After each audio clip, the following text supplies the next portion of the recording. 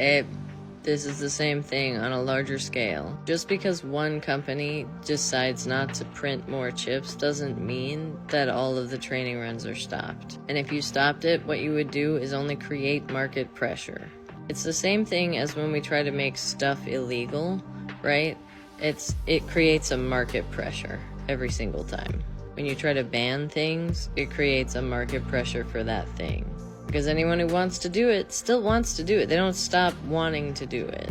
And if you do a pause, often all it really does is slows you down in comparison to somebody else who doesn't agree to the pause. So everyone would have to agree to the pause, even if you think that one company could unilaterally make the decision. No, like, there's a lot of chips out there, man. There's even companies taking and making secondary and tertiary markets. People who developed machine learning models by buying their own hardware have that hardware sitting around largely still, and there is a secondary market for it. So unless, like, you made all those chips also disappear or disabled them remotely, which again, there would be market pressure to undisable them or unbrick them or whatever. I think there are problems with AI safety. I am very often talking about how there's problems with AI safety, and there's a ton of people that get on my thing and are like, there's no such thing, it's not a problem, oh my gosh.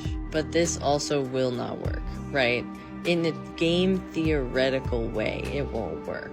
It's like the tragedy of the commons. You can't just have nice things. It's because everyone externalizes the cost factor onto the largest body they can, which is the commons or nature.